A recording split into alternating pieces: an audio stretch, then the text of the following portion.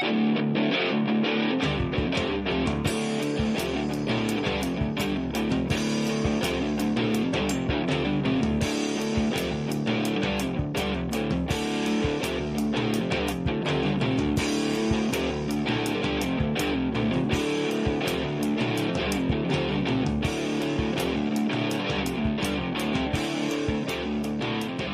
it's been a while. It has. I was letting it ride. I know. Well, welcome to another episode of Vagabond Nerds, the bi-weekly, non-bi-weekly show when we show up whenever the hell we want. Bi-monthly? Bi-yearly? Annually? Annually? Oh, just for us, not for anyone else. No. Yeah, we could go bowling or have brunch, but we choose to do this. Do they have bowling alleys open this early? Yeah. Yeah, it's certain. I mean... Yeah, no, I'm serious. I think so. Active all the time. I guess it is. I mean, I guess they might be open for lunch. I don't know. I always associated a bowling alley with like a late night. You know, you go to a bowling alley and you bowl and have whatever snacks and beers and. Yeah. Way to Earnhardt right that one, Ray. Earnhardt. Yeah, but no, you're right because I mean, now I will say this: our bowling alley is the alley out back. Yeah, it's the alley out back. No, it's part of the movie theater. So the movie theater's open, so the bowling alley is open. Oh, that's right. That's right. You're out in the sticks. They combine things. They combine stuff. You guys. Yeah. It's also the dance hall, has right? a bowling alley. Dance hall. Skating rink. What else is in that thing? Dance hall, skating rink. Yeah. Arcade, movie theater, whorehouse. I mean, yeah, it's a bunch of things. Right. Hey, man. Sometimes you got to bowl, and sometimes you got to bowl. Yeah. Balls are involved. Yeah. Proper introduction, maybe? Yeah, sure, why not? Welcome to Vagabond Nerds, brought to you by Titan Comics, who I'm pretty and even probably doesn't realize they're still sponsoring us. Still sponsoring us, and doesn't love you, Jeremy. So yes, please go and join in Jeremy's disdain for having sponsored us, and at least apologize. Give him, throw him a few shekels because he's the best purveyor of geeky accoutrement that you can find. Actually, I think Jeremy is oddly enough aware of us because he's the only like we have so far on this posting for that we were going live today. So thank you, Jeremy. That's awesome. All right. He's not going to listen, but no. Too much. Trust me, I wouldn't want him to hear this. He needs to. Yeah, that's right. Yeah, I don't want him to know what he's sponsoring because he'd cancel us pretty fantastically. Do you realize that this is the first time that I looked at the trap over here? Mm-hmm. Hasn't had more than one podcast this week, except for us. Is that true, Jason? Or did you podcast? Hold on. I'm trying to remember. No, I did do one podcast this week. You did one podcast. But you're down from 18. Yeah. You're down from 18. Down from 18, so. Yeah. It's the holiday. Even podcasters take breaks. Mm-hmm. It's been too long. That's what it is. That's why we're sitting there and figuring out what to do. But it has been interesting. Everyone's Thanksgiving, I assume, was good. If you went to Black Friday. No. Apparently neither did anyone else from what I'm seeing. But yeah, I didn't. Yeah, there are people saying there's still a lot of inventory. I think we're just tired of it. Or, the shekels aren't there, whatever the case may be. But yeah. I know for me, I did look through stuff, found two things that I wanted that were half off, and then just got them online. Like, I'm not going to go and just get that. That's the thing. Good. Like, I'm good. We didn't do any of that stuff. And there's nothing that I want. Like, sorry, let me rephrase. Similar to you, the couple of things that I was looking for, because I did look at two specific things. Neither one of them was on sale for Black. I was like, well, no point in me buying this shit today, so I'll just move on. Yep. So screw it. It doesn't matter.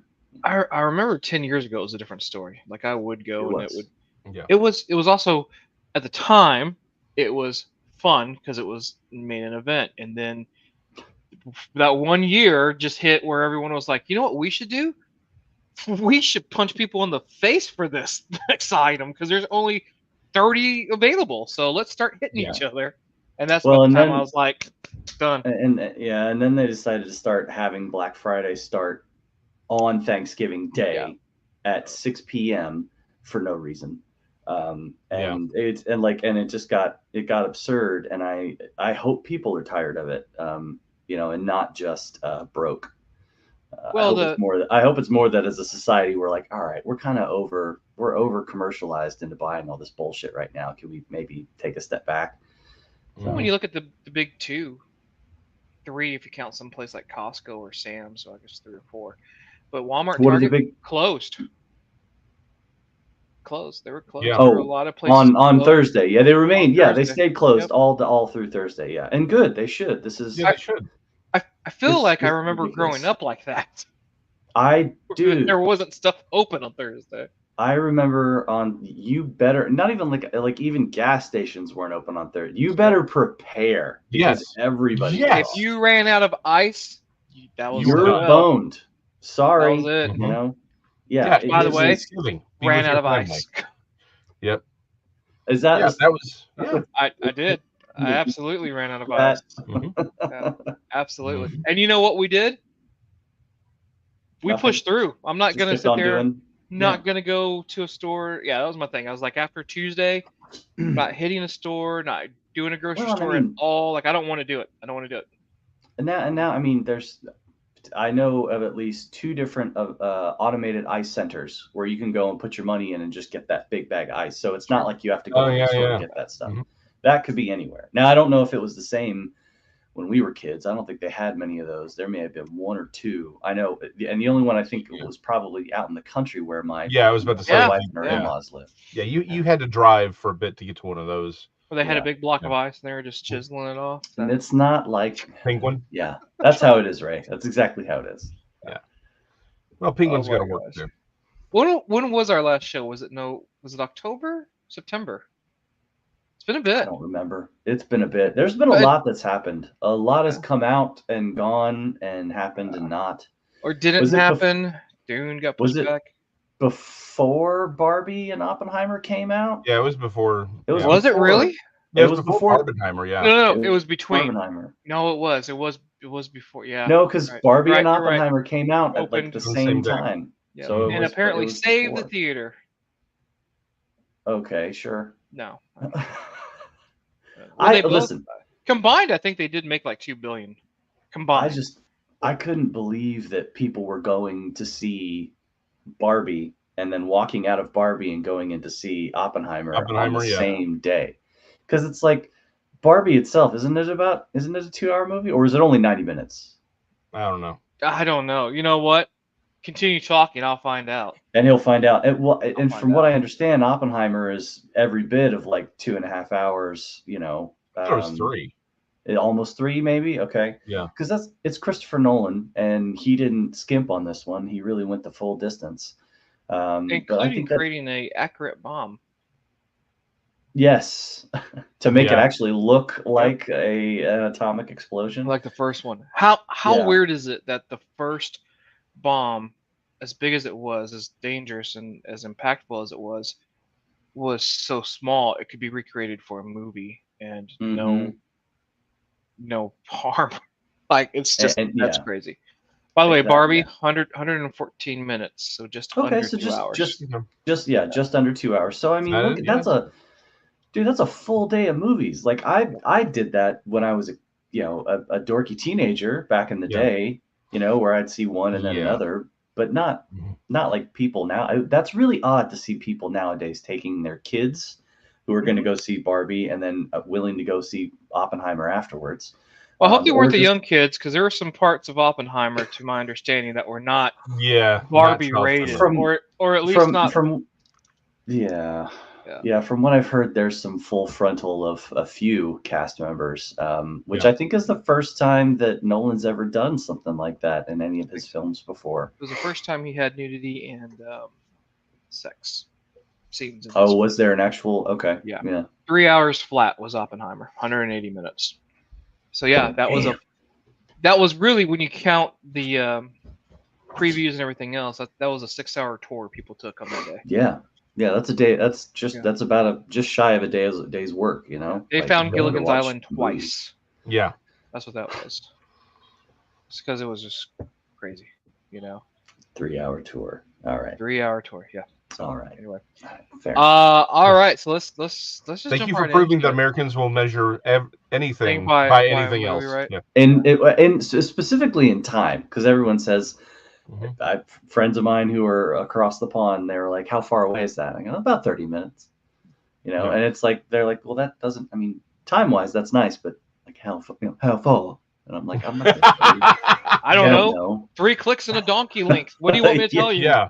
Yeah. Like 573 blue whales. I don't know. Yeah. I mean, Yeah. I mean, I know how. One I killer know. whale and a things by shark. time. Yeah. Yeah.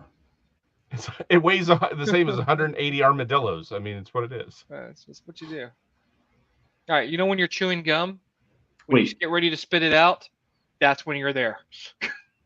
are the armadillos alive or dead? Because that does change the weight. Yes. Live armadillos. Live armadillo. Okay. All right. So it Yeah. fluctuates. All right. Are they Yeah, moving okay. armadillos? Yeah. What? No, what they're all rolled up. They're all rolled up. So yeah, you don't have to. Well, worry but still, I mean, there's Well, then still that some changes it resistance again, there. though. Do you know what I mean? Because Yeah. they're breathing and things. But yeah, it's Yeah. it's different. When it's just dead weight, it's dead weight. There's why there's a term for it. Yeah, exactly. Armadilloing? No. Indeed. Really police? No. Well, so neither of us saw Barbie. None of us saw Barbie or No, Oppenheimer. because we were all waiting for it to come out. We did see some stuff though, we right? did Like see this. some This stuff. isn't just a show about us catching up or nothing. No, wait, it is. No. Yeah, it is. It kind of is. It's fine. So what did you all see? Let's start with let's see. We're gonna start with Sean. Sean, what did you see? What's one thing that stuck out? I mean, my wife and I have been taking the time to watch some stuff we missed in the past.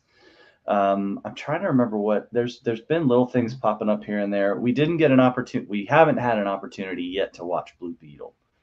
Because we're gonna watch that. I know that just started streaming on Max like 2 weeks ago, 3 That weeks was Just ago. a week ago. I think Was it it was this last week? Just a last week? Friday. Last Friday.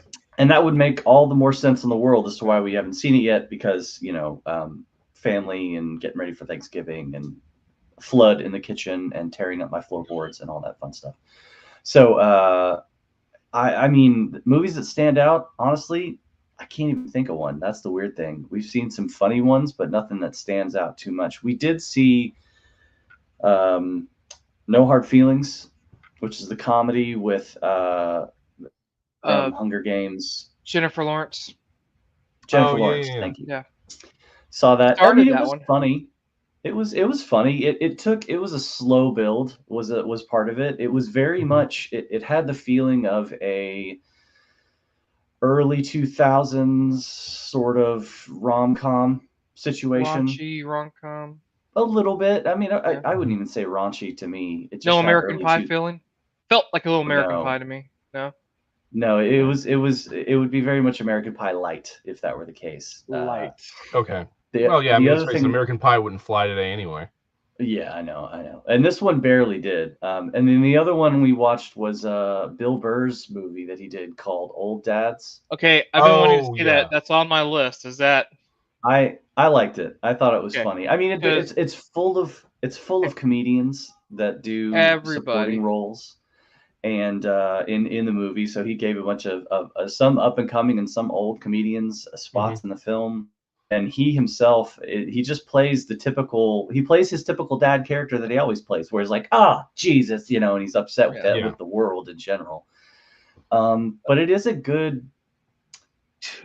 typical beating from the social. critics, though. Well, because it wasn't great. If you're a fan of the comedy, then you'll like the movie. So it took a beating not because of the quality. Well, not just because of the quality. But it took a beating because it doesn't belong in this time and age. I'm like, there's still people that like, and that doesn't make a person bad or good or indifferent, whatever. It's just you don't like it, shut it off. But I want to see it.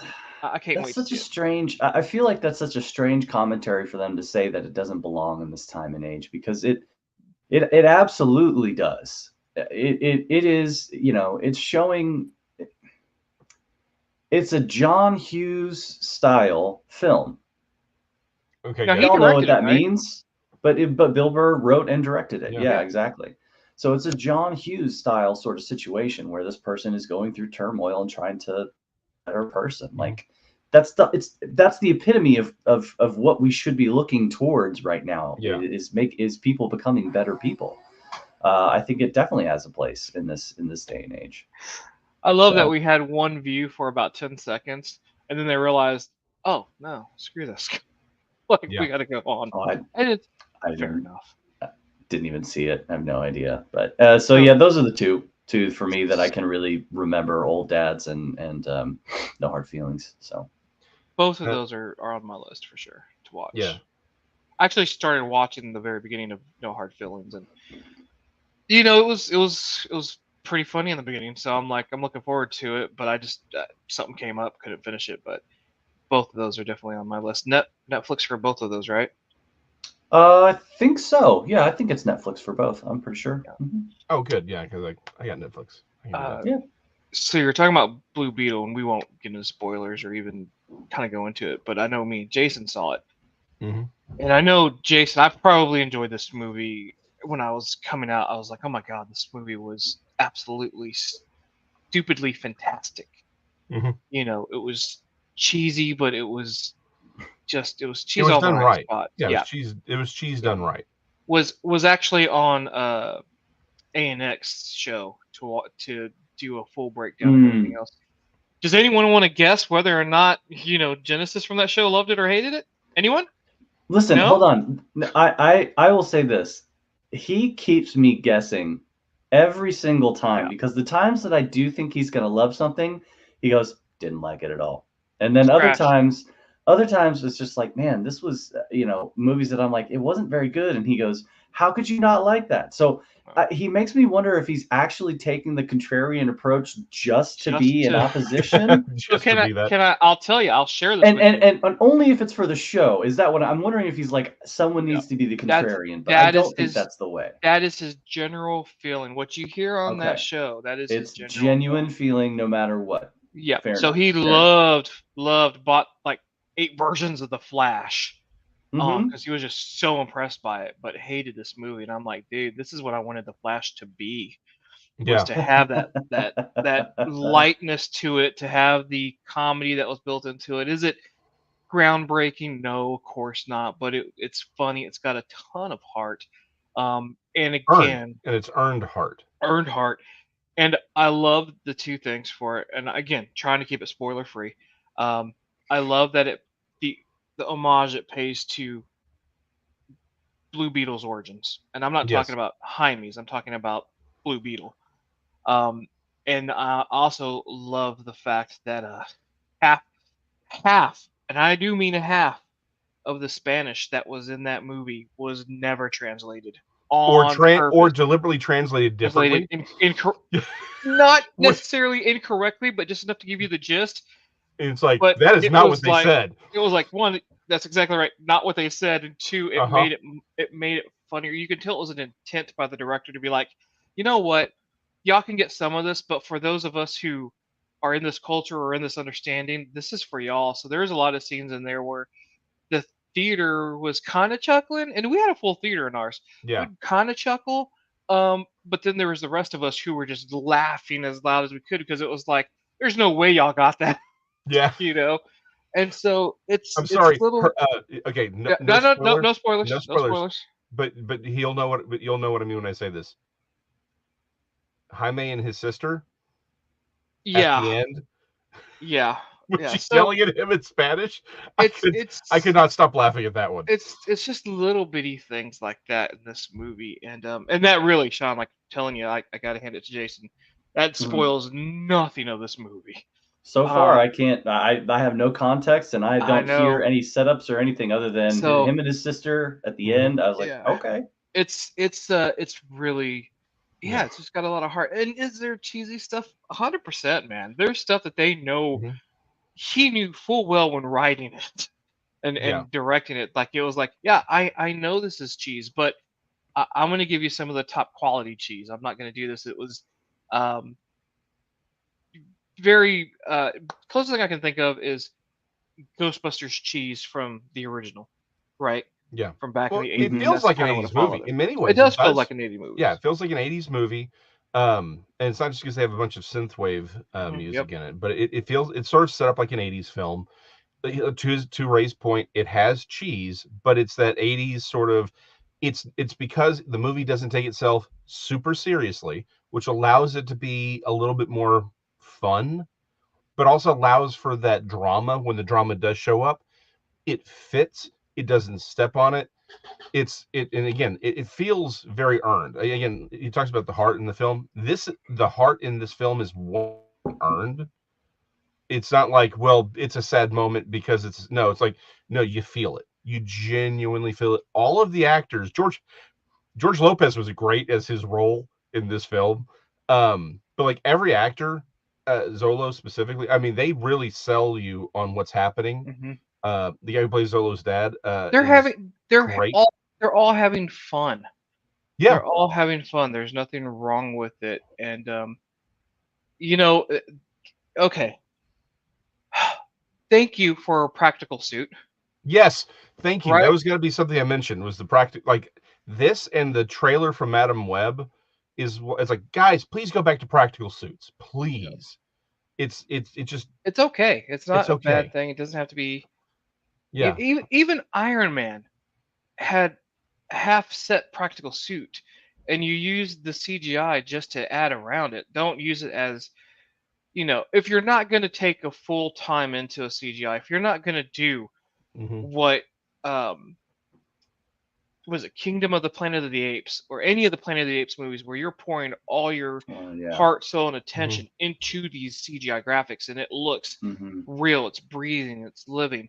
And you instead turn in something like, sorry, Ant-Man, but Yeah. Ant-Man in the Quantum Zone, where it's like half our guys were asleep, but we come to find out it was because Disney was working their CGI artists to death. So much Yeah. so that they created a union now around it.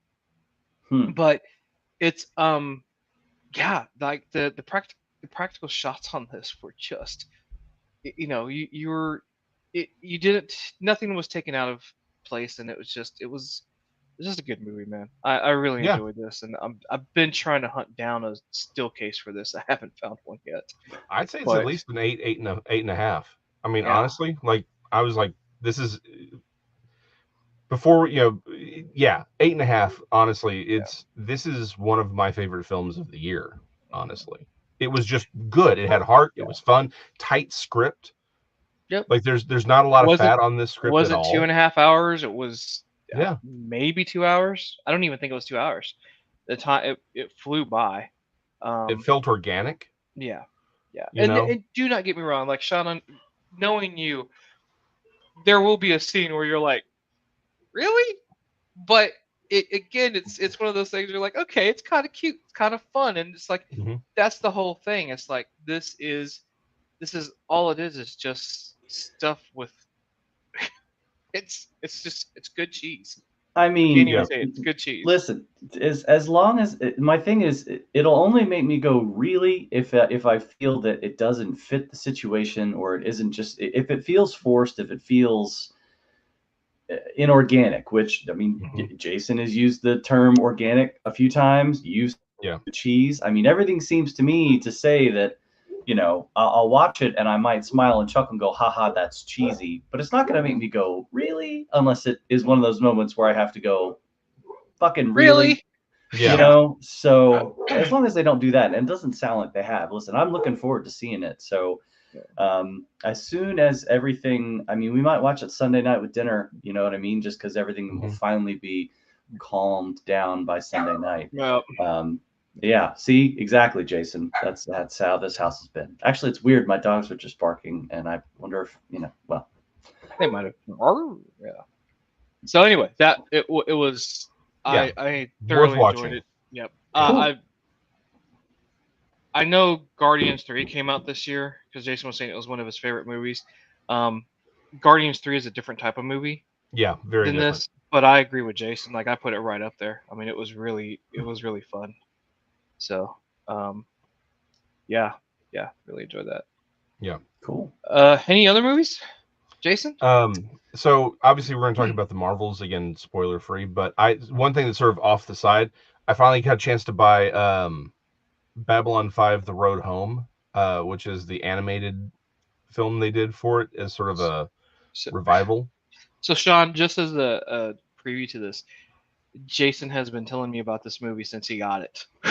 Like every day, it's like, so on Babylon 5, on this animated feature. Sorry, go ahead, Bubba. I will nerd out, and there's not a damn thing you can do about it. Anyway, no, there's not. So it is a again the show shut down almost 30 years ago now because we're getting old. A lot of the actors have passed away, but they had all the surviving actors reprise their roles. It is without spoiling too much, it is basically I hate to say it this way, sort of like a long clip show. In that it's using, because I mean the premise is obvious. He's unstuck in time and he's jumping between universes, so it explores the universe of the Babylon 5 world. And wait, so it's Quantum Leap? Sort of, yeah. Yeah, you're not wrong. Okay. Did he find his way home? Did he ever make that final leap? He does make that final leap. So you just spoiled this? What if I wanted to watch this? Yeah.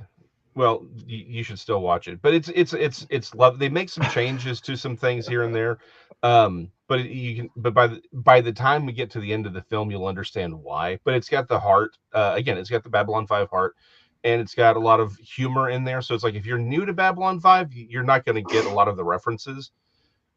So it is very much a loving homage to the original show and a love letter to the fans. But then it does set up something new, where they can essentially, it's a reboot where it's like, hey, we can now move forward all the parts that everyone loved about Babylon 5, but make it a very different show or a different series of movies. So it's are they solid. Are they looking at doing more animated features, or? I think that's what they're going to do, because they had actually talked about doing a reboot of the series as a live action for the CW, but then all the craziness happened. So it looks like they're probably going to go back and do these animated films, sort of like what DC's been doing. That's fascinating. I actually kind of think it's the inverse of Disney's trend of going back and plumbing the depths of these these animated films and turning them into live action. Yeah. Which, going the opposite direction, going from a live action to an animated design, for me, I think it gives it more life, because you're not struggling to either deal with new actors in old characters' names. Do you know what I mean? New actors doing old characters' versions, or even the fact that maybe some of the older actors aren't really anymore in terms of remembering who that character was and making it complete and filling it out properly. Whereas with an animated feature, you can control the acting with the visual art style and direction and directing everything, right? Yeah. And of course the voice actors add more to that, but you can get almost any voice actor to do any character if some of the older people aren't still around or not willing to do the show or whatever the case may be. And typically you can suspend your disbelief for the fact that you're watching this animated feature. Oh yeah. Well, I mean, I've talked about this for a while in the show, right? Where it's like, I love the live action Marvel movies, but I was like, you know what? Maybe we really should look at doing more animated films, because let's face it, you have, if you've you have Hugh Jackman playing Wolverine for as long as he does, like there's a point where he's going to be like, I physically can't do this anymore, right? I think it's now. Which is now, yeah. But I think that's one of those points that and this is not me sitting there saying he's old. It's him saying, like, he was on there and he was like, dude, he goes, the strike with the actor strike and everything else, he was like, having to keep this physicality up and everything, he's like, it's tiring now, like it's really starting to hit. And I think Reynolds is only 5 years maybe younger than him. Yeah, well, like, I mean, it takes a toll. Yeah, but the good thing with Reynolds though is he plays a character, he can just voice that character. If they go animated, all he has to do is just do a voiceover and it'll work just fine. Yeah, so there's not really even live action, it's just someone else under the mask. I mean, hand it to a stunt double and you're good. Well, no, yeah. Yeah, that's something that, well, but again, it's one of those things where you have, again, and unfortunately people, pass away for different reasons. And so, yeah, I mean, with an animated film, you don't have those issues. You can always, like you said, you can switch somebody out, or somebody gets stuck doing, found out doing something they shouldn't be doing. It's like, okay, you don't have to change all of your plans. It's like you can still keep the same people involved. So I've always thought that plus the thing with animated films is you can do more, and the human brain doesn't see certain things as ridiculous if it's animated versus live action, right? Because there are things you can do. The brain, people. That's why I like it so much more Yeah. in specific circumstances where it's like, no, this story, the way the elements of this story, they're going to be told in a better in an animated format than in a live action format. Can I tell you that's okay? I'm trying not to spoil this here. Sean, you saw Miss Marvel on Disney Plus, right? Mm-hmm. I believe, right? Okay. Yep. So they used that animated style that they had for the opening of the Marvels, and it just fit. It like worked it perfectly. made a lot of sense. It was like, like, okay, that's awesome. Another, and I guess we'll segue there, Jason, or unless you want to wrap up. No, that's fine. I'd said what I wanted to say. Cool. Again, spoiler free. I don't know why this movie got crapped on so much. I've thought about that. But we'll come back to that point. Because it's, again, not as good, not as high as a review as Blue Beetle for me. But I went in and I had fun with the movie. A lot of fun. 100% Miss Marvel steals that entire show, the entire movie. Just like she stole her own show, which is great because she was the lead character. She steals this. But what I can say, and Jason finally agreed, was Brie Larson not even close to being the worst actor in this movie. Yeah. I will say this. Samuel L. Jackson has reached the point of, hey, all right, go ahead, start. Yeah, no, I'll start recording right now. I'm Nick Fury. Click. And he phones it in. He phoned it in, but even then. But even with a phoned in Nick Fury, it's because he's still, just being Samuel Jackson. Yeah, it's just Sam Jackson. It's still fun. But that's fair to say that. I mean, you said that. I'm glad you did, because honestly, I watched the Secret Invasion, right? Which I don't know if you guys did. I forgot. We totally forgot about that. I don't even think we talked about that. I will tell you this much: you can spoil it up on the show, because I stopped watching. I couldn't do it. That's right. I forgot you stopped. It really is just like that for Sam's performance the whole way through. It really does feel like it's just, who is Sam? Who is this character? This is not the same kid. This is not Nick Fury from all the other movies, and it's not even Nick Fury after the snap. Like, it still doesn't even feel like that. You know what I mean? It just felt so. Is he a Skrull? Is that what we're doing? No, I think I'm with you on the fact that he's just like, yeah, whatever, all right, I'm Nick Fury, I'll play the character, and just he's and it's not just either that or he's getting bad direction. I mean, I don't know. Maybe the director doesn't. No, I don't think so, because it's not like it took you out of it, but you could just tell, like, he's just like, you know what? This is not the same Nick Fury. Sign that check over, Samuel L. Jackson, and just deposit it. Thanks, appreciate you. But he's still fun in the role. It's just not. It's not Nick Fury anymore. It's not what he was. But again, it wasn't a bad movie. It was. Dare I say, it was a good movie. And y'all know how much I dislike the original Captain Marvel movie, right? Like, we're all on board on how much I don't like that. He hates that movie. I don't. I didn't know that. I didn't know you. Yeah. I didn't know that. I didn't know how much you liked it. I just knew you weren't a fan of it. Yeah, I know you didn't enjoy it, but I didn't. Yeah. So that's kind of news to me. With that in mind, and again, and I'm not a fan of Brie Larson, but again, I always separate art from artist because you have to.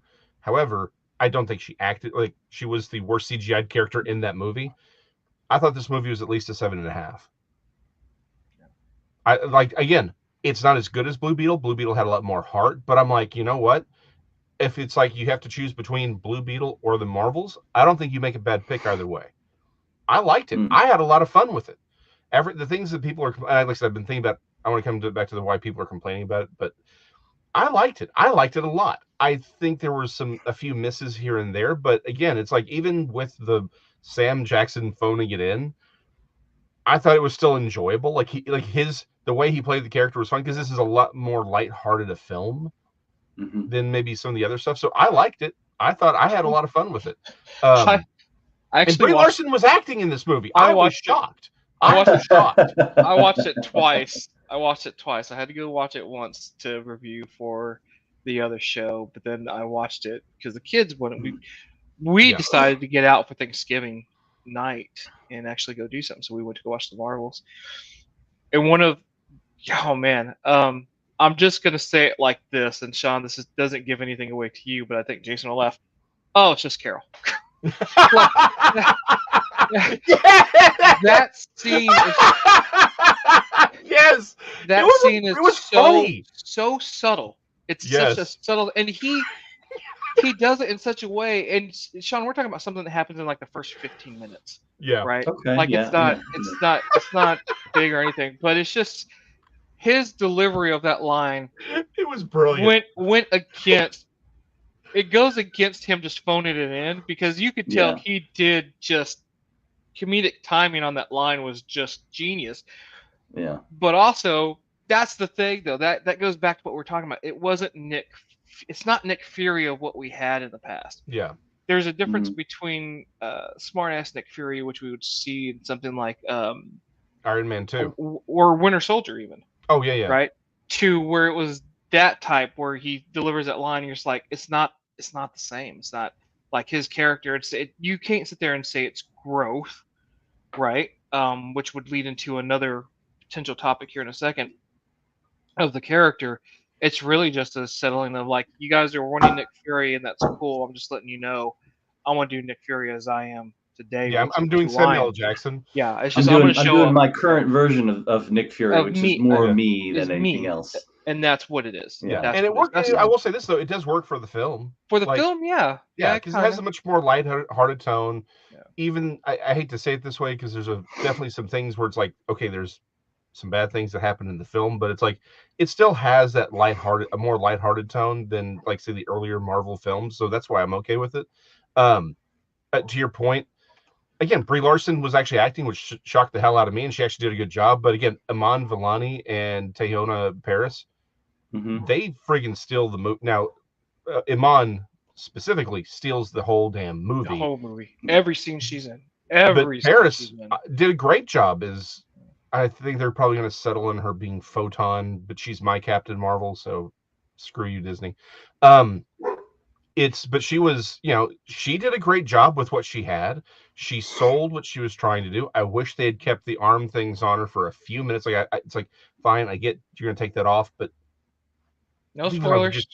Spoilers. It's not a spoiler. I'm just saying. I wish they'd left that on for a minute. That being said, she was fine. She was great in the film. But again, Iman very much is the heart of this movie and carries you through it. So what I love, and she saves the film even from the more some of the more ridiculous things. You're like, okay, it's a little weird or that's a little forced. She makes you like the movie in spite of those scenes. She portrays that character so well, and it's because she has looked up and revered this character since she was a child. So the story goes, and she's talked about it before. When she was young, for Halloween, she would dress up as Miss Marvel because it was her favorite character. When she got the chance to audition, she auditioned her heart out. She got the part of Miss Marvel. Loves the comic book so much that I think it's next year she starts writing about maybe 3 or 4 arcs worth of stories for Miss Marvel for Marvel. That's cool. She wanted to embrace this character so much, and she loved it so much as a character that whenever she's on as her, you can tell for her there's no difference. She is Miss Marvel, and she's going to give it her all. Yeah, because that's what she wants to portray, and because of that, like Jason said, every scene she's in, even in scenes where she's not prominently featured, there's a specific scene where she's in the background, and what she's doing is just freaking hysterical because she's in the moment, Yeah. and you're like, that's genius. And it's just these little bitty things that Mhm. she does that it's like, no, she embraces and loves that character, and the character is all that much better for it, for sure. Yeah. Okay, and I'll say this straight up. Again, no spoilers, but first 15 minutes there's a fight scene that is probably one of the best fight scenes in Marvel. Like Could I actually will stand could actually yeah. stand up to something in Winter Soldier, for Yeah, sure. Oh, or It's a damn. brilliant fight Civil scene. War. Remember the in Civil War, the fight scene with Bucky and Cap and Iron Man? It makes Mm-hmm. that fight scene, I think Yeah, it's comparable. It may even be it's better just than as that fight scene. Okay. it's just as good. Okay. Yeah. It's Cool. pretty impressive. Which goes Yeah. back to the beginning of the statement, which is, why is it getting all this heat? Is Marvel hitting that point? Do you realize that next year Marvel has one movie only? That's it. From going They're from fine. 3 to I 4. honestly, I think that they're finally learning that they don't need to keep up this breakneck pace of putting out Yep. movies. Mhm. The only reason we had that breakneck pace before was because of the lead run to Endgame, hmm and that was it. Like, well, and But even at that post the breakneck Spider-Man pace, and stuff. but even at that breakneck pace, though, there were still quality films. Because You they know, had an overarching goal. They had a goal to get to, and so they had something to do. And now I've said it. I feel like I've said this so many times. I feel like they're trying to recapture that magic, but they can't. So they need to stop Yeah. to do that, and instead just focus on making one good movie at a time, and not worry too much about building a whole brand new franchise or trying to make it up to Secret Wars or something like that. It just needs to be Yeah. good movies. Well, I They think can do it. so. They can do Yes. it. They've proven they can do that. Yeah. I hate to say it this way because again, I didn't like the first one, but I think this movie proves they can still make a good movie. Yeah. But I well, will and say certainly this. Guardians proves that you can Yeah, still well, make in a good movie, Guardians, well, but hands down. that's Gunn, right? I kind of have to say it this way. That's Fair Gunn. It's enough. Gunn's Fair because enough. it is Fair enough. Gunn's world. It's his directing. It's Yeah. his thing. That's his whole. The whole thing feels. Yeah. Yeah, Yeah. it's more of a Gunn than a Marvel thing. But so this is what I would say. I've been thinking about this because I was like, why is this movie getting the heat that it does? And again, let's put two things on the table and just to get off real quick. Um, I think Disney probably isn't paying as many people anymore to flate them. And then we have, I think there's an industry of hating things because Yes. of clickbait. Yes. And so it's like, this is the greatest trash that's ever tried. It's like, okay, stop. Not everything's the worst thing in history. Please stop. So let's take those off the table. I agree with you. Yeah. But I do think We're starting here, doggone it. We will love everything. Yeah, exactly. Exactly. I do think there's two things. One, like you've already talked about, it's fatigue, right? It is just so, because it's not just Marvel. If it was just Marvel, maybe it wouldn't be so bad, but it's everything's a friggin' superhero movie. And There's that too. and Yeah. that's because here's Looking the at thing, you, Fast and the Furious. yeah, like exactly. Well, that's the thing. Like I was like, oh hey, I saw the trailer for Fall Guy. I'm like, that actually looks fun. I think it's going to be enjoyable. Fall Guy Yeah. looks really enjoyable. I mean, I love the fact that they're pulling on this late 1970s 1980s TV show and turn it into this movie it's still kind of along the same lines as the show itself. Yeah, they're not exactly. they're not gonna take it and turn it into a Will Ferrell and it's Yes. whomever they're out there making jokes about it the entire time. It doesn't have to be 21 Jump Street with Channing Tatum and whatever the hell his name is. And Like I don't want to see any more of these. Let's take a serious premise and make it comedy like Chips.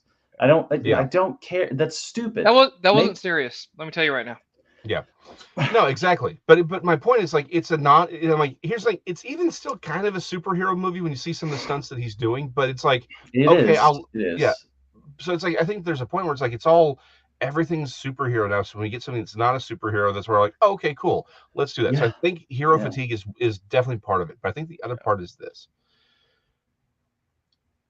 Marvel's number one thing at the beginning was it made you care about the series, right? About this universe they were building. You had to care about it. The problem is when you are sort of forcing people into you have to care about it. Well, then if you give me something that I've put my time and emotions into, not just, oh, hey, it's entertainment, let's have fun with it, but you're telling me I have to care about this, I have to see all these things, I have to dedicate so much time of my life to this thing, and then you give me something subpar like the previous movies, you're going to get backlash, right? Because it's like, okay, so I've been loving you to tunes of thousands of dollars of screen time and all the merchandise and all this stuff, and now you're giving me this BS. And part of it is Endgame was the end of that story. It really was. You could, and it's like, okay, I'm done. And now they're like, hey, now you need to start caring about these other people and all this other stuff. It was like this. There was no palate cleanser to be like, all right, now I get to take a break after just having to do all this. It feels like this is a personal trainer pushing me through movies. Like, watch this one, watch the next one, watch the series, watch the next one. These ones gonna overlap. Go do 2 in a row. Do it. Pick it up, you maggot. This isn't done yet. You know, it's like, it's like, holy shit, guys! I did not eat your pudding if you don't have our meat. Well, that's exactly. That's music, and I appreciate that way more than this.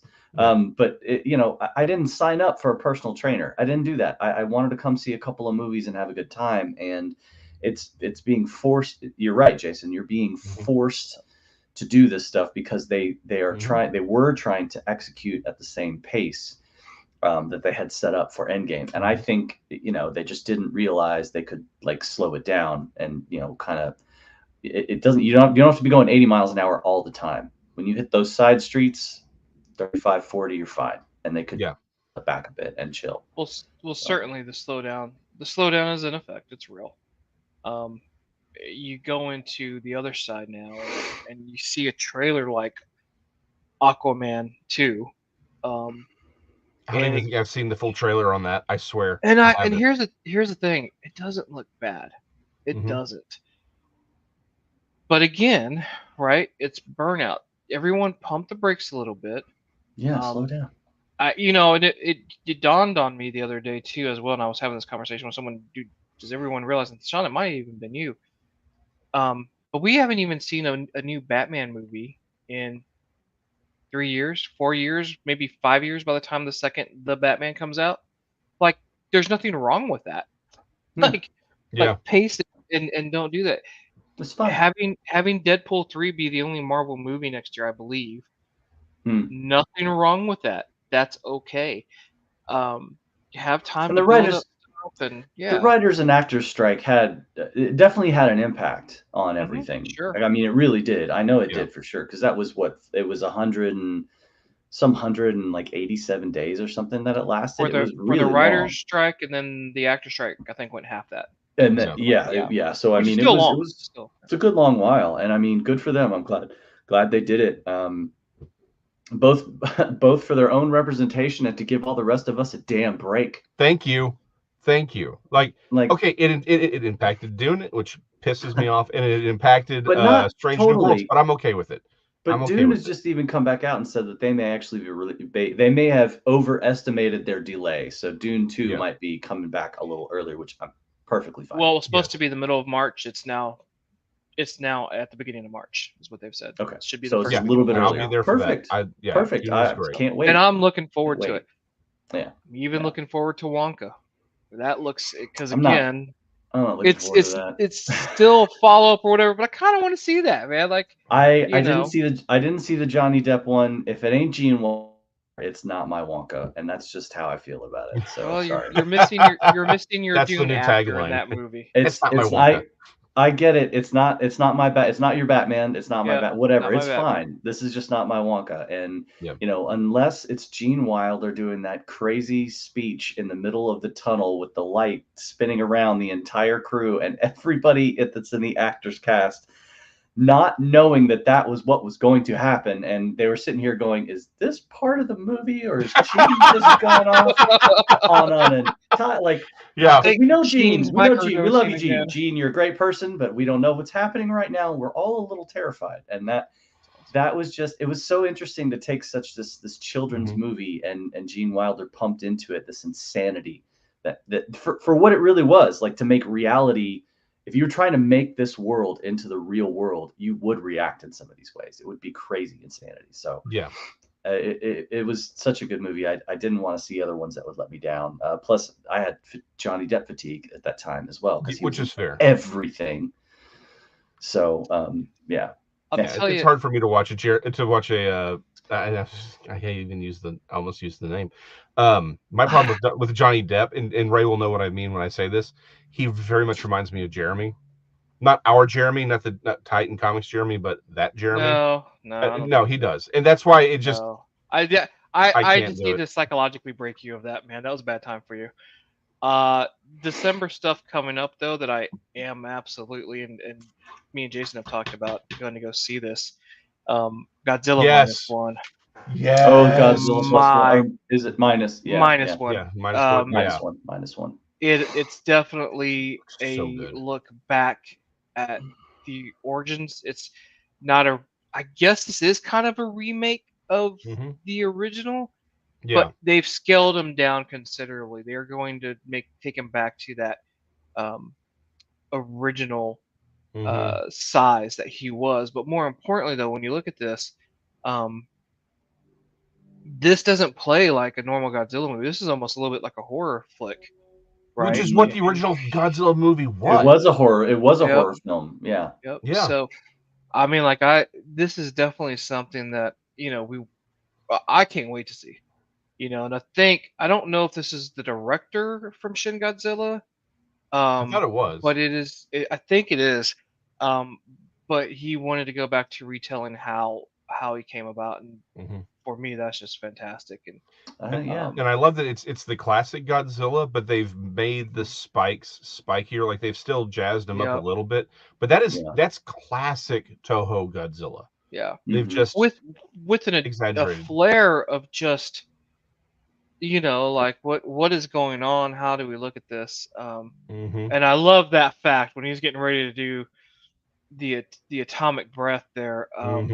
They've just completely taken a different approach to it, and I can't wait. I will tell you that's one of the things. I don't know if either of you two have started watching, but Monarch series on Apple. I haven't yet. No. Not yet. Not yet. It's on my list. Yeah. I'm actually very impressed that they are not shying away from a budget. That's one. Yeah.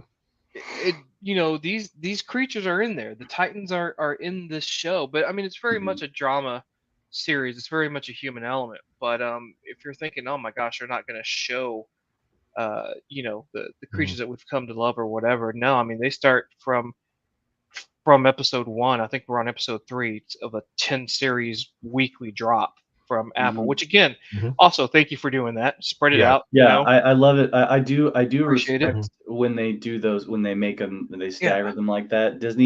When Disney was doing that with almost every single one, and now that they do that with pretty much every single one, I'm always on board with that. Prime is not as good about it.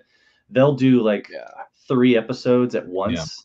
And then only give you the next one stagger, which I think is kind of silly, but I enjoy that staggering. It makes things last longer. It gives, and that's the other thing. When you could stagger these things, I'm okay with 4K.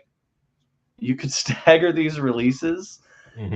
It allowed them to make less content, and you didn't have to be making things at a breakneck speed and releasing movies and shows, however many times in a year. You could release one show a year because people knew it was going to take up that season, or, one show a season. You know what I'm saying? Situation. And if they would go back, if more people did that more, I don't want to say religiously, but if they did it as more of a general framework for putting these things out, it would give actors and writers and everybody and us more time to chill and get to digest these complex and interesting series and things. So and also give you time to really develop some of these ideas. I mean, I think that is one of the problems with a lot of the, again, going back to the Marvel problem here and even DC, is some of these projects they aren't really developed as well as they should be, which I think leads to again the third act problem that Marvel has and the villain problem that Marvel has, which everyone admits to. Which, by the way, people are complaining about the villain in the Marvels. I didn't have a problem with her, but there wasn't a third act problem in this film. No, and you know what it was? Yeah. It was grand in idea, but small in execution, and I appreciate that. Like it again. Yeah. It was It much doesn't better have developed, I think. It doesn't have to be. Yeah. Anyway, and that was the same with Blue Beetle as well. It's about the fact that it's small in everything that it does. So was definitely happy to see that. Yes. But yeah, it's just stuff, Mhm. and then then when you start having these types of movies or whatever, you sit there and you look and you go something like whatchamacallit, where you start repeating everything. Are you getting tired of that as well? But then you see something like the new Ghostbusters trailer. Yes. And I'm just like, Mhm. I don't want to sit there. I'm gonna watch it. Like I'm gonna watch this goofy movie that is absolutely still playing off of feels from 40 years ago. But it looks good. It looks better. Um, the one thing I like is we're not having one of Yeah. the creatures from the original Ghostbusters again, and you don't need to rehash that. Take it someplace new. Mm-hmm. And it looks like it's doing that, and so I can't wait to watch Mhm. that. I'm glad they brought back most of the characters from The what last was it, one. 2 years ago? Yeah. Mm-hmm. But it looks different. And the other thing that blew my mind, these two. Yeah. You're talking about the original cast coming back after I thought Bill Murray was like, no, I'm good. Yeah. And yet they talked him into another one, and Mm-hmm. I'm hoping he looks like he's enjoying it. So there's just, Mhm. Mm-hmm. it's different. It looks good. Yeah. Oswald Patton Patton Oswald. Oswald. You Yeah. know, um, but this looks like it is what it's going to be, which is just a fun time and Mm-hmm. and moving the series forward, right? Yeah. Give me one more of these, and I'm good. You don't have to make another Yeah. Ghostbusters for the next 40 years. I don't care at that time. I mean, I'm pretty sure I won't care if I'm Yeah. even here. Yeah. Give us another 10, 15, 20-year break and we'll be fine. But Yeah. well, to your point, again, it goes back to, like, again, the original Godzilla was a horror film, and that's what we're doing when we're going back with G1 or G -1. Yep. Same thing. The original Ghostbusters, if you look at it, it's a comedy, but it's a comedy of a horror film, and it's still presented almost in the way of a horror film, which is what Afterlife did. It sort of gave you that horror film feel, but still allowed there to be the comedy. It's still it's a comedic horror film, I think, but it took the horror part sort of seriously. You're muted. Oh, shut up, Ray. I just saw what you did. Yeah. All I heard was it's a comedic horror film. I'm like, I'd watch that. Is that going to be on TLC? Yeah, TLC. Yeah. Yeah. But yeah, it looks like they're doing the same thing. It's a comedic horror film, so there's going to be a lot of newspapers stacked up somewhere. Yeah. But and they just keep coming. Like I said, CGI on a movie like this. Yeah, this with looks the new really Planet of the Apes movie. The Planet of the Apes. Yeah. Kingdom of the Planet of the Apes. Don't show too much, right? Yeah, it's just because we're worried that we'll be taken off and someone's going to miss it. I mean, really? Because he's got a good point. I know, but still, it's just it's nice to have these out there for when we're discovered at some point. There's no discovery. I'm sure we'll be canceled, Sean, just as we're discovered. So it's okay. It'll be fine. That's true. But look at the CGI. Yeah. Look at this. Yeah. Like, I love this. It's people who were given a time to sit there and say, you know what? Make some monkey arm hair flow in the wind. We're behind you. Take as long as you need. Let it be the artwork that it is. Now, I think the counter to that is honestly Madam Web, which goes back to the whole idea of practical effects. Because at Madam Web looks like there's going to be a lot of practical effects in it. I was sold literally the diner scene, right? At the beginning of the trailer for Madam Web. And you've got you have the fight scene between him and her and Ezekiel, and like midway in part of the fight scenes, you see him jump and cling to the top of the diner, and then he throws her. That scene alone sold me because it's a practical suit, and that was a practical effect, and it works. Yeah. Like that right there. Like that is a great. That visually is perfect. So there are two things about it though, right? So one, and I love what somebody said. This is an awesome CW show about to come out. It really does look like a CW show. That was number one. Yeah, someone put someone put a CW logo on some CW logo on it. I was like, that's damn it, they're right. So wrong, so genius. It's definitely not the Madam Web of the comics, at least not the original version. The original Madam. Yeah, this is a very new version of her. Took me a bit to understand as well that this was Ezekiel. Is a great villain that Straczynski brought us of Babylon 5 Spider-Man of Babylon 5. My problem is I'm curious how they're going to play him, because Zeke's character in the comic was not this. No Spider-Man costume, because let's be honest, that's what it looks like. But I am curious to see how they're going to do that. When it comes to this or Venom or anything, it's okay if you give me a Spider-Man, please. That was the thing that I thought was funny, is like, hey, look, another Spider-Man movie with no Spider-Man in it. Wow, Sony's really milking this franchise for as long as they can before they have to give this shit back. But let's be honest, though. Venom's not bad. Yeah. Venom's not bad. Kraven even looks good.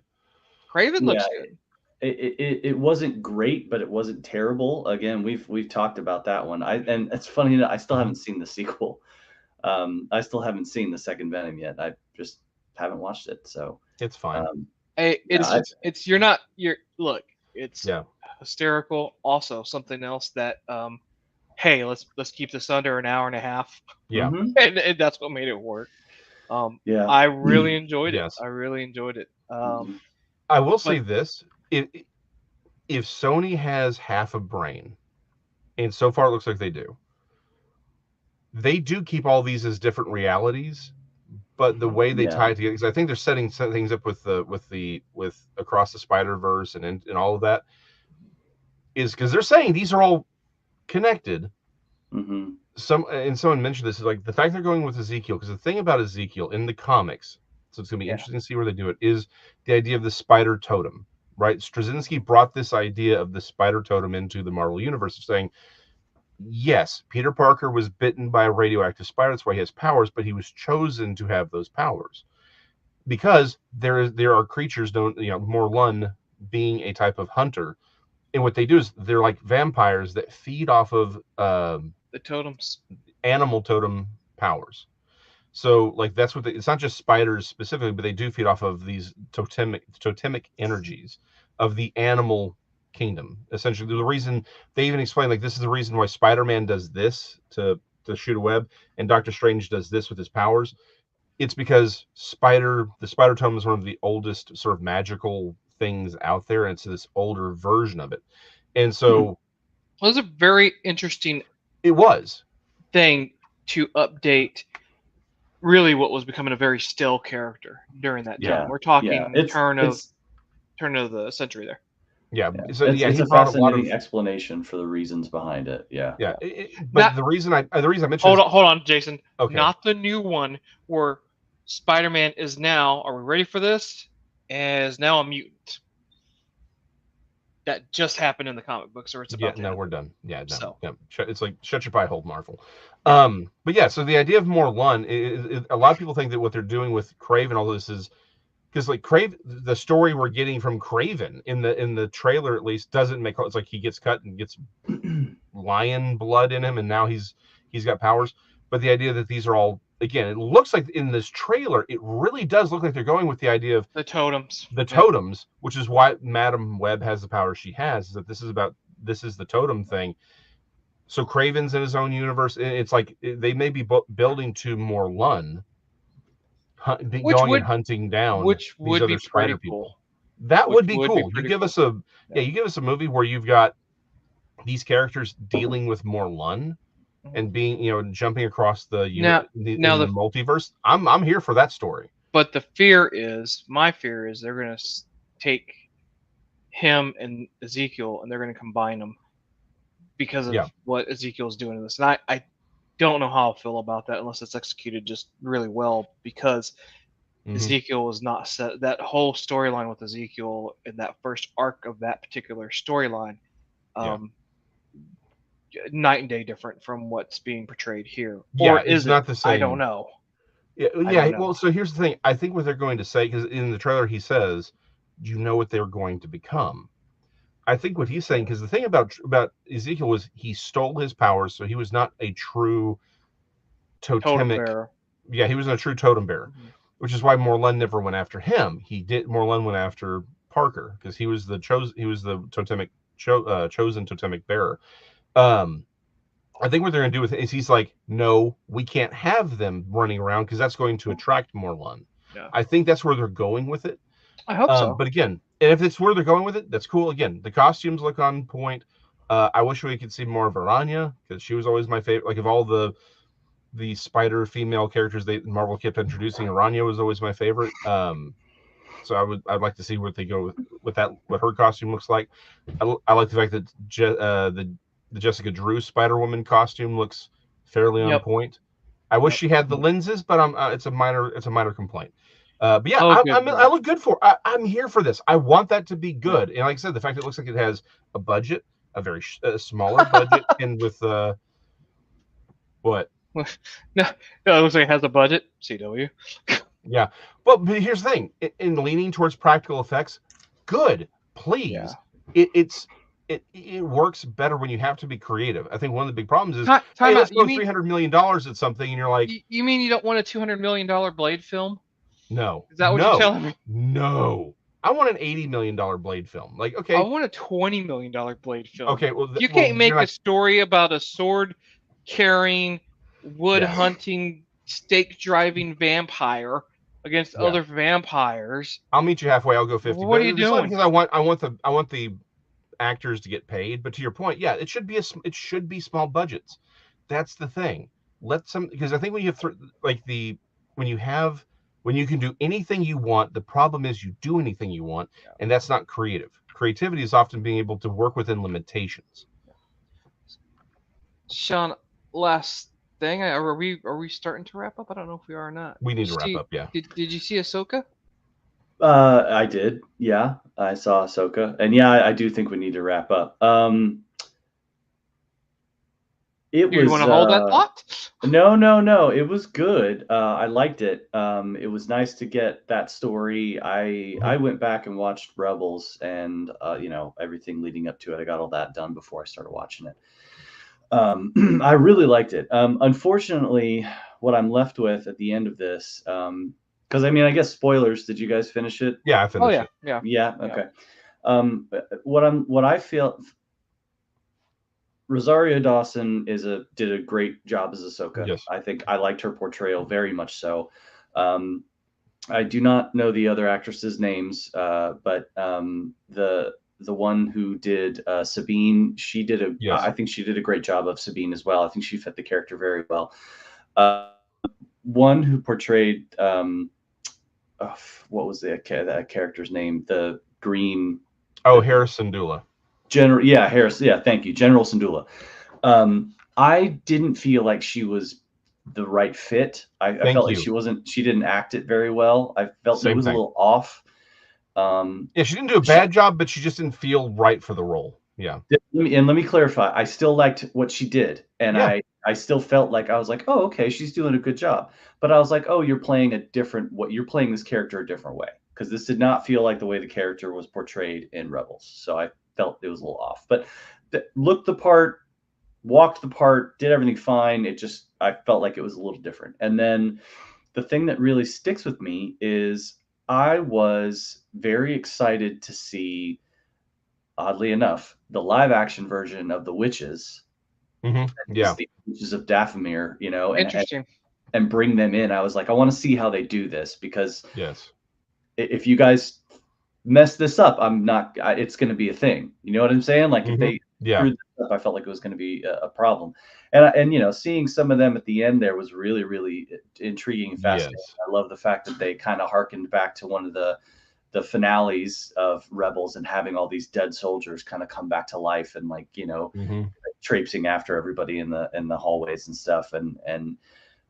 But I think the thing that I'm the most, I'm bummed because I know, what is his name? Ray Stevenson. Ray Stevenson. I was going to say Park. Yeah. Park is. Yeah. Not, I was really impressed by that. Stevenson has passed away, and honestly, Balin Skrull was probably the best character in that entire series. Yeah. And now Ray Stevenson is gone, and I'm like, I felt like this was about to be it was going to be like his a standout role. It was, and I hate to say this, but it's now instead become his Crow moment. It is that last role is That's just a good way to put it. It's the same. He delivered, man. It's the same as the Joker as Heath Ledger. Yeah. Heath Ledger. It's a Heath Ledger moment, like and I know he just passed away. He had like a heart attack or something. He just died of natural causes. Natural causes, nothing. Yeah, it's just natural. Nothing you could do. I mean, we say natural causes, but yeah, it was nothing that was brought on by any abuse. Yeah, exactly. He didn't kill himself. Yeah, it wasn't an abuse thing. It wasn't an accidental overdose. It was just the luck of the draw. Do you know what I mean? And it sucks. So I'm sitting there watching the episode, and they're stranded them on this planet, and they're setting things up for what I think is going to be an epic Jedi face-off at some point. And no, not, or they're going to have to get somebody else to play it, or they're going to have to like kill him off, or I don't know. Disney can apparently bring people back to life, so maybe he's just going to be CGI the whole time. I have no clue. I hate to say that, but this is one of those moments where I don't. If it's okay with his family, let me stress that first. If it was okay with his family, I'd be okay with seeing him go on in some way. Maybe he doesn't show up until that climactic scene at the end of whatever season, and he's there fighting or whatever. But let's see how that goes. I don't know, man. I really enjoyed the series. I also thought Hayden Christensen nailed it. Yeah. Right. Yeah. Like just nailed Anakin and Vader in that scene where you're back in the Clone Wars. Yes. Fantastically done. Well, and I love how they sold the Clone Wars stuff because by choosing an actress that young, it really sort of reinforces it's like she was a child. She was a child. Soldier. She was a Padawan child soldier going through this. She was a child, but to a point, so was Anakin. Really, all things considered, it's like they're showing you, and which is why I thought the casting for everyone was on point except for Hera and Thrawn. Again, everyone did a great job. I just thought maybe the picks were bad, but again, they did a great job of those characters. So no shame on the actors. I just think they should have picked a little different. But now the thing that made Balin, she played Gamora in But the thing about Balin's skull, and I think this is really one of the recurring themes, is that I think the reason Balin works so well is that he is sort of the anti-Ahsoka in a way, because they both clearly longed for. They're like, I liked the idea of the Jedi because Balin's not a Sith. He's not really a dark side user. He's just a fallen Jedi, and that makes him a little different. And he's like, when she asks him, do you miss the Jedi Order? And he says, I miss the idea of it, because he understands, because he's like, they aren't really what they weren't really what they were supposed to be. Well, they lost their way. Yeah. They lost the way, which happens, And it's the fact that he's not really referring to himself as a Sith. Like, it's not really like he's trying to do any of that. It's just the fact that he's there. So. Yeah. And again, with her, because she left the Order because of everything, she sort of feels the same way in a lot of ways. But where she was kicked out and left, he was abandoned because, again, Order 66. So it's like they both they're both coming from and the thing is, they've maintained a lot of their Jedi-ness, right? But they've gone different directions with it. So that's why he's such a great character. He picked up a Padawan. She picked up a Padawan with Sabine, and albeit Sabine didn't stick with her, or she didn't stick with Sabine based on her fears of who she thought Sabine could become, which was a great kind of like character development portion, which is only mentioned in the last episode. Yeah. Which I love that fact where they say, you know, she abandoned her because she was afraid of you know, where she was going to go after the Empire decimated her clan and destroyed her homeworld of Mandalore. And it was just like, okay, you could see her becoming a Jedi and going over to the dark side. She saw Anakin do that. And it's like, she knew it was him, even though she didn't want to admit it. And so she's like, I don't ever want to see anybody I train or I love go to that dark side. So she just was like, distanced herself and walled herself off. And that was a really great developmental throw in at the end of that last, end of the episode. It was the beginning of the episode, but the last episode in the series. Yeah. But it was a good, honestly, I think that's been one of their better ones lately in terms of what they've kind of put together. I think that was a really good one. I really liked the way they paced it and delivered it. I didn't feel like anything was too much filler, and I did feel like it was just enough lightsaber and just enough non-lightsaber. They had character development. Yeah. Part of it, I did think, I was watching it going, isn't this Ahsoka? Where's Ahsoka? Yeah, like it still wasn't a couple of episodes, but it wasn't bad. It still wasn't as bad as Boba Fett, where they completely wiped him out of an entire episode. No, it wasn't like that. It wasn't like that at all. Where you're like, hey, look, it's Mandalorian light. You know, it wasn't that. Yeah. It's 2.5. Yeah. Yep. I liked it. I think it was actually 2 episodes. It was like one whole episode and half of another, and then he picked it up at the other half and went on. So dances with Bantha. I think it's time. I think it's time. We liked Ahsoka. That was the important thing. Yeah, I did like that. Looking forward to a couple things. Like Blue Beetle, looking forward to what they're gonna do. So we'll see. Yeah. But you ready, man? You good for the outro? I'm good for the outro. Sean, you good for the outro? Let's go. All right. Thank you to Jeremy over at Titan Comics. Go spend money with you guys. We love it. We will be back at some point in the nearish future, at least before 2027. We'll talk about some other stuff that's going to happen, probably, unless we decide to pick up bowling or archery. Archery is a fun thing we could be doing. I'd say email us, but y'all never have, and honestly, I don't care. So we'll catch y'all next time we see y'all. Peace out. Be good to each other.